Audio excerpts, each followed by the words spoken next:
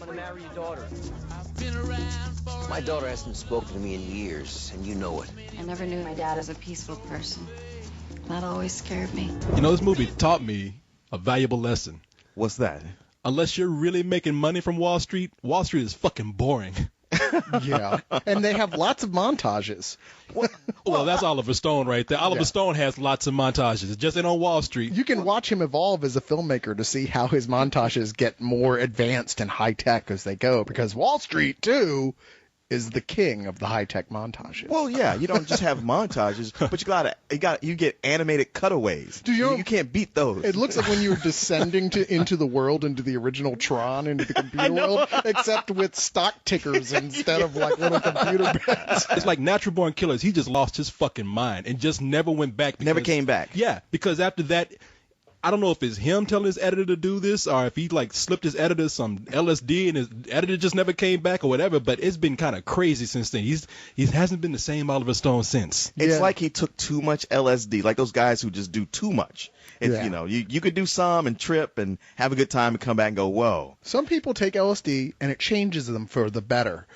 Other people like Oliver Stone, not so much. Have like it's like almost like he like used to know how to show a metaphor on screen and be subtle about it. But like after Natural Born Killers, it was like, no, we gotta stamp that shit down. Yeah. There's actually a scene in this film where they show shots of dominoes falling. You know, and you're right. like, you've Several got times. to be kidding me. Oh, okay. I didn't see what he was going for here. Yeah. Now he wears a T-shirt that says "Metaphors are for pussies." Yeah, they only had to say the bubble, 18,000 times in the film, and when they actually show you a whole group of bubbles in an extended shot, you're like, yes, we get it. It's a bubble. Yeah, no, it's like he took LSD back in the 60s, and it just caught up with him in the 90s. You know, it's funny because the whole financial crisis, like I've listened to NPR and This American Life, where it's been explained to me to where like, wow, I completely understand this. And then watching this movie, I was just like, all right, now I'm confused again. Yeah. Oh, well, that's good to hear because I thought it was just me. I'm like, I didn't know that much to begin with, but I'm like, man, this story better be getting better and better because I don't have a damn clue what they're talking about for the. He explains it up to a point and then starts to backtrack and tell things out of order. So then it's just like, wait, you got too many people talking about things that aren't okay. Now I don't know what's going on. No, by the end of the movie, I said the financial crisis was caused by Michael Douglas because I didn't know what the fuck was going on. I'm glad we all agree on that. He kind of made this a little bit confusing because I can see why he may want to do this again. Being that we had the financial crisis that just happened recently, because this movie takes place in 2008, which is pretty much the onset of probably the worst financial crisis that a lot of people say since the Great Depression. Sure. Some people say much worse. Well, I don't know. We didn't have ain't nobody standing out in soup Yeah, line. exactly. And we ain't got like tents and shit. And plus the world's in color now. It was in black and white back then. That's true. Yeah, we don't have a theme like, buddy, can you spare a dime? Anything like that. But no. So the techno remix of it. but buddy, can you when we go back to wearing zoot suits, then I'll work. I could, this was a great time to bring his character back, Gordon Gekko, because Gordon Gekko was kind of an icon of greed for his 1987 film Wall Street, and he won an Oscar for that, right? Shit, Michael Douglas? Maybe. I don't remember. He might have. I could have swore he won an Oscar for deserved that. to. It was a hell of. I mean, I literally just watched it the night before we saw the sequel, and it's a astonishing part in there. So much so it actually carries Charlie Sheen through the rest of the film. Because let's face it, Charlie has never been into that top tier of actors. Back then, Charlie Sheen kind of piggybacked on the fact that everybody liked Emilio Estevez, but here was his more handsomer brother. Yeah. So it's like, oh, well, we really like this guy. He wanted to be an action hero so bad you could see it in everything he did, every way, every piece of his hair, the way it was styled, the way he held his chin up to the light just right. You were like, man, you were dying to be Harrison Ford. Hey, man, wait a minute. Hot Shots? Hot Shots. That's as close as he ever got. Navy SEALs. They're like, all right, you can Rookie. Can play a satire of an action hero. Wall Street. Come on, man. It is funny that like his second or third action movie was a parody. It's like they just gave up on him that quick. It's I know. Like, dude, this just isn't for you. But no, I mean this Does the movie. script say stocks and bombs? No, this film here, it is a sequel to Oliver Stone's 1987 film Wall Street, and in this movie, it seems like it's geared towards a younger audience, maybe because, or maybe we just think of that when we see Shia LaBeouf, because Shia LaBeouf is pretty much the Charlie Sheen in this movie. He's a young Wall Street trader who's about to marry the daughter of Gordon Gekko. And when Gordon Gekko gets out of prison, his fiance is not getting along with her father very well. She didn't want to have anything to do with him. No, she's tired of that shit. In fact, she's pissed at him just for suggesting that maybe they should go out and have dinner or something. For suggesting. She's pissed off at him for watching an interview of Gordon Gekko on TV. Yeah, She's like, turn that off.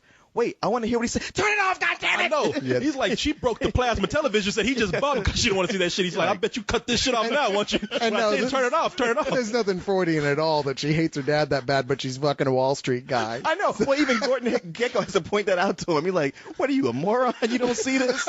I know. She's about to set the house on fire. She's like, I said turn it off. Okay, shit. All right. But no, she is up, and it's played by, his daughter's played by Carey, what is her name? Carey Mulligan? Mulligan, yeah, Carey Mulligan, who...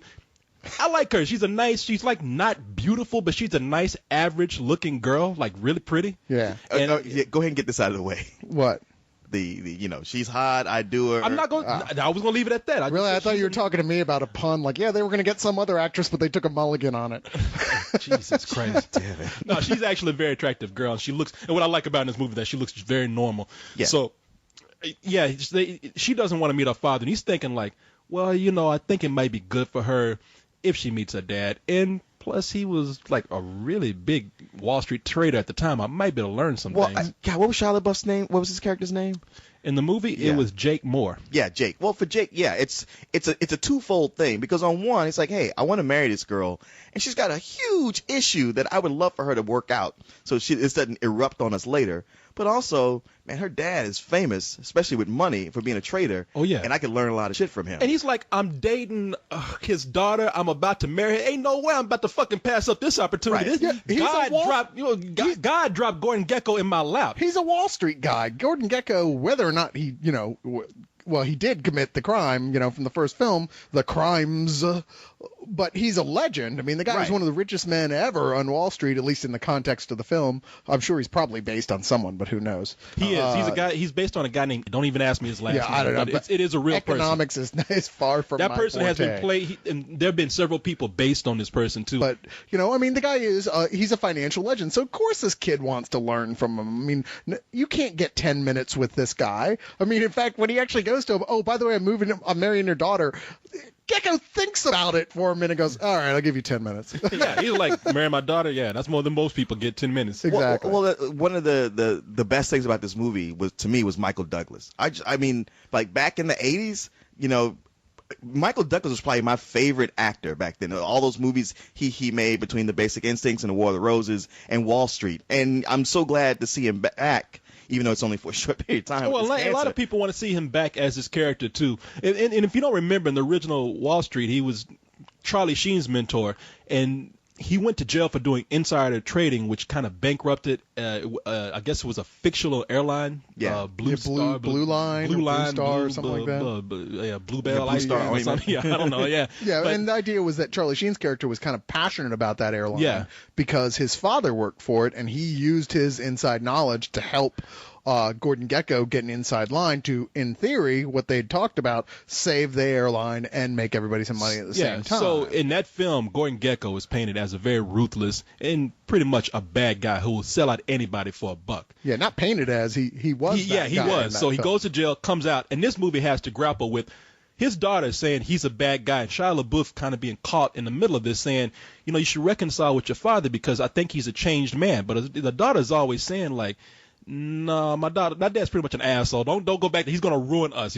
Everything he touches turns to shit. You don't know this guy. He's a liar. You do believe that he is a changed man completely. Absolutely. The movie gives you no reason to think otherwise. Well, the reason why you think that he's a changed man more so is because we're not just dealing with Gordon Gekko and the immediate people surrounding him. They throw in another element here, which is Josh Brolin, who plays a billionaire. Yeah, he's the new bad guy. Yeah, he's the new bad guy here. But he's a billionaire who not only maybe is responsible for sending Gordon Gekko to jail. You're like, okay, all right, whatever. He deserved to go to jail. But Shia LaBeouf's mentor, played by Frank Langella, he is forced into bankruptcy by Josh Brolin. And it drives this guy to like, I mean, you know things are bad. You know you are depressed and you are just, your life don't mean shit when you decide not to kill yourself with pills or even hanging yourself. You decide to like jump in front of a subway train. Yeah. Well, what if that goes wrong? Yeah. I mean, you know, the morning you get dressed, you put on your bow tie, and you're just walking like, and just casually like say, oh, there's the train. Yeah. He was one of my favorite characters in here too, if only because we've seen him in so much stuff lately. And you know, I mean, we're used to seeing him more prim and proper, very, very sort of old school and respectful. Even when he was playing Nixon, he's very straight laced. And in here, he's just kind of like, oh, fuck it, Jesus Christ, what the hell? You're like, wow, he's like totally like this old school New Yorker. You're like, wow, this is really like, you can't believe you're watching Frank Langella. Right. Yeah, well, it's called being a great actor. Yeah, it's called being a great actor. And his life was going to shit. You ain't gonna exactly be like, hey, good morning, everybody.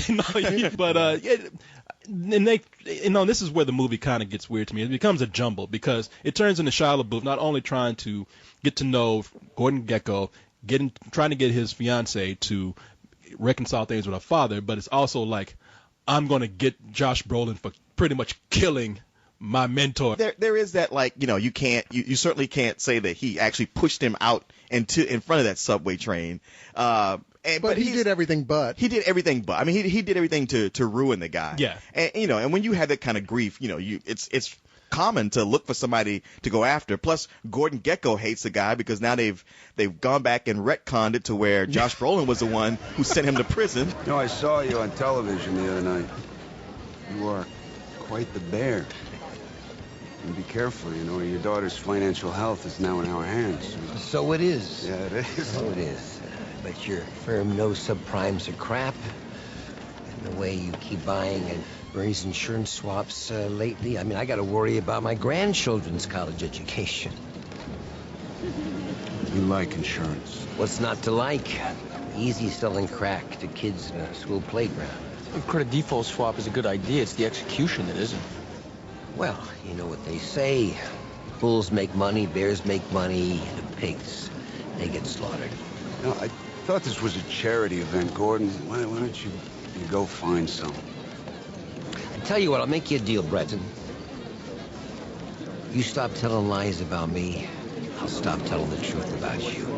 That's just kind of sad, man. That whole sequence. I mean, they even trot out poor old Charlie Sheen to go like, hey, what's up, dude? You know hard feelings, right? You know the saddest thing about that is, like, not only has Charlie Sheen's acting gotten worse over the years, which is like, how is that possible? But he still has that same haircut. Yeah, I know. It's like 20 years later. He's still going to the same barber. Only his chin has started to dissolve. I've noticed. I know. So he's the half man from the show? Is that I guess so. But it's like he just Botoxed up to the hilt to where he just had no facial expression. Yeah, maybe he can act. He just can't move his face. It just looks like Charlie Sheen looks like he did back in the day with a slight touch of Bell's palsy on each side of his face. Yeah, exactly. Yeah, he looked like, his shit is just starting to sag. Instead of those animated cutaways, they should have used some CG to make him actually look younger and have his face move. Yeah, they bring back they make a lot of references to the old Wall Street, the original, including, and what I thought, I mean, we're making fun of Charlie Sheen, but I actually thought that was a really good scene when they brought Charlie Sheen back to kind of rub it in Gordon Gekko's face, like, hey, you know, I'm doing fine. I heard you just got out of jail. You know? How's life for you, bitch? The first Wall Street ended with the talking heads, what's his name? David Byrne. David Byrne. Yeah. Oh, that's why there's so much David Byrne music in this one. He scored the whole thing. Right. Here's where I want. Yeah, David Byrne and Brian Eno.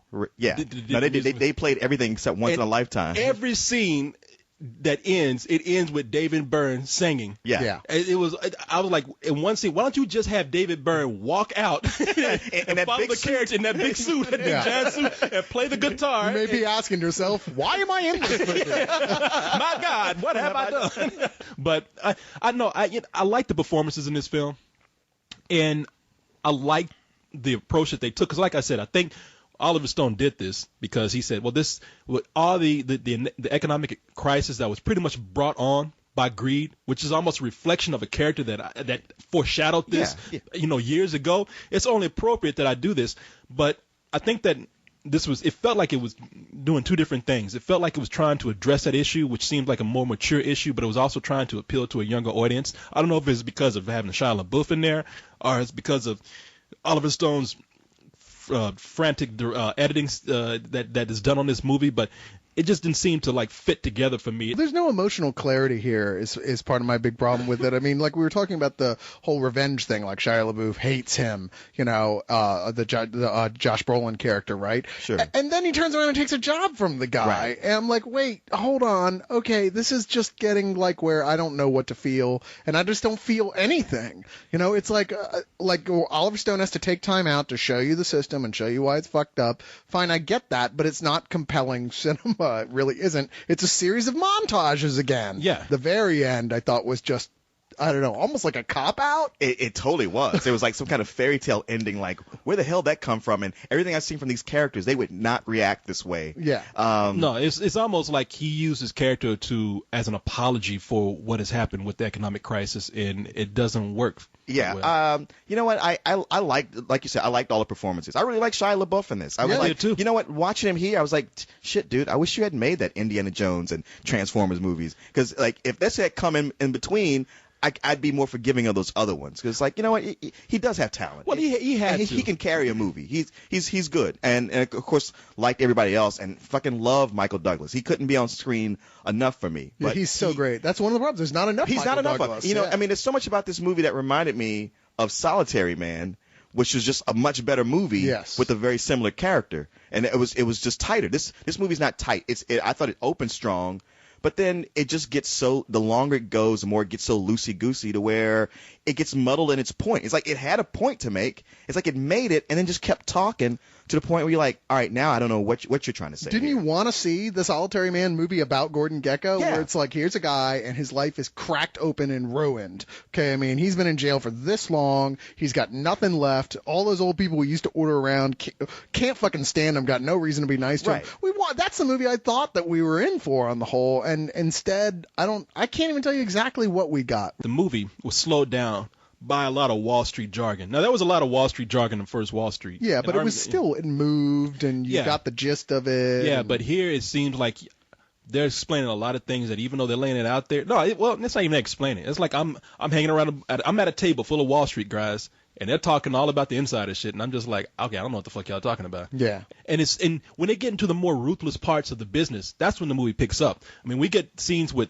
Josh Brolin and Shia LaBeouf. We can't figure out if Shia LaBeouf is making the right decision of going with what Gordon Gekko says or going with what Josh Brolin says. I mean, that's when the movie's good, and when all the backstabbing that goes on and all the twists. I mean, all that backstabbing, that twist doesn't really lead up to much. Well, No. it is like the whole time I'm watching, I'm going like, okay, look, if you're trying to figure out whether you're getting better advice from one backstabber or the other, it's time to just walk away Yeah. and not listen to either It's one time of to them. get a job at Burger King. Or just anywhere. Listen to your fiance. Is what Yeah. you should be doing. And that chick, I mean, look, I hate talking about that girl, that Carey No, you Mulligan, don't. but no, okay, I probably don't. I'm only making fun of her because she got a boy's haircut. I mean, she looks like. I like the boy's She haircut. look I like think a it's good cute. man. Yeah, if you're cute enough, then boy's haircut actually makes you cuter. Yeah. I don't know why that fucking is. elf or something, but she's I would rip really. the shit out of an elf. I would tear that If shit up. anybody would, you He roll a would. 20-sided die. I would. And I'd be Carlisle like, would be right behind you. Now, you might not like the reason she gives as a character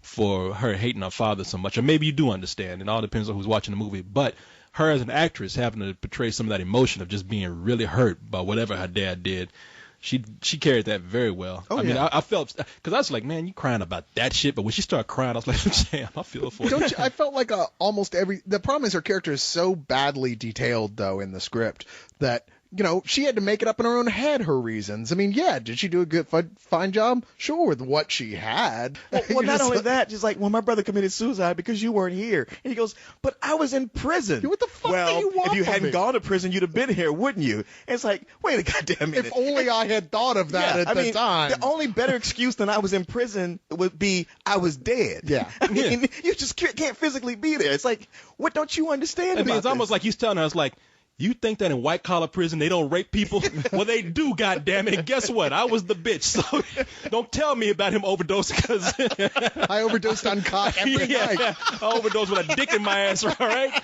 While he was shooting up needles in his arms, I got a needle shot right up my ass. So don't tell me about it with hard times. No, but I really did feel for her. Even though I didn't like her character's reasons, her as an actress, I was like, man, you are really doing a great job. I thought she was great in this movie. I think she's a great actress just based on this performance. I can't even remember seeing her in anything else, but I was like, wow, I'd like to see her in something else. And Again, Like my bed. I mean, you said you want to hear me. I know you like. And you keep egging him up. Well, he's finally one that he didn't clean. I know. But it's like I gave you the chance for dibs and you didn't take them. Well, I thought you talking about. I was like, I'm trying to walk around this girl. Every time I bring up a name, like, you want to fuck her, don't you? I'm just kind of ignoring you. I Keep think going. you like, want to fuck you want to her, fuck her, Leo. don't you? We're gonna have to turn this around here. She's very moving in bed. In bed. That's She just cried very I'm much. sorry, I had Man. Chinese food earlier today. But the other thing is, and we've already mentioned it, but it has to be mentioned again and elaborate on a little bit more.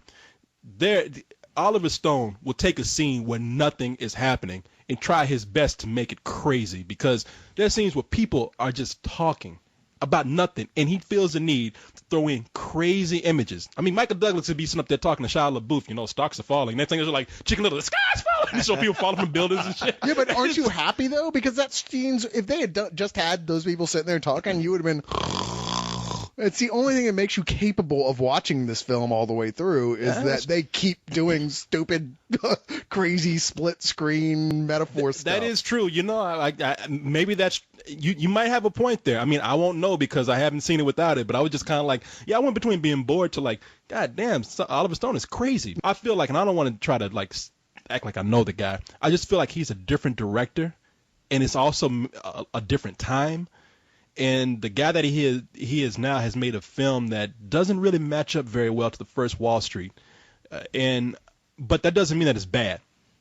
Like I said, the movie gets by on some good performances. And there are moments of really great dialogue in there. When people are confronting each other in here, I'm like, yeah, when people are cussing each other out, I'm like, yeah, stick it to him, Shia, so yeah, I like the movie enough to give it a high matinee, because there was really nothing that made me say, I need to rush out to the theater to see this, but it is worth seeing. Huh. A lot of your complaints. I mean, did I say high matinee? I meant high rental. Oh, okay. I was curious. I was like, wow. It's really? almost like a given now that your first thing is not going to be your actual Why do I do that? I don't know rating. why I do that. I don't know. You just like saying matinee because it's always matinee that it comes to. I guess it's some old matinee. I mean, bullshit. I'm sorry.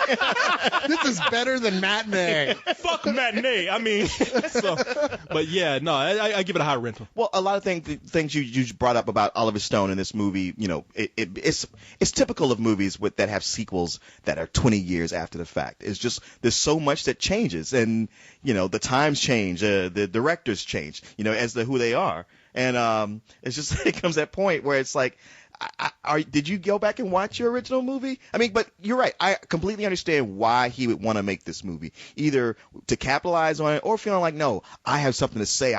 It's almost like it starts out with I want to show people how we have come right back around to where we were, or this is the cautionary tale. And let me ask you something. I don't mean to interrupt, but it also feels like, look, a lot of people are going to say, oh, here you go with your political complaints. But no, Oliver Stone's a very political director. Sure. And he brings in another political agenda here. He believes in alternative energy, and it seems like this was also a vehicle to bring in that political stance that he has. But don't you feel like it was more of it was a plot element that they never bothered going into why it might be helpful not at or all. the information about it? It's one of many, but it's probably the biggest. And it's a place where it could have taken off and been something. Yeah. And where it goes with the big double cross and later, it's like, you know what? It could have been a much more interesting film to not do that. And to because bring you expect that throughout the movie. And to bring that sensitivity in here with more of a political agenda has softened up a film that was so strong in the 80s. It's a sequel that's so much softer than what it was. Right, yeah. It's soft. It doesn't have that bite. And it doesn't have, there's a certain bit of like taking a look at what you're saying at your movie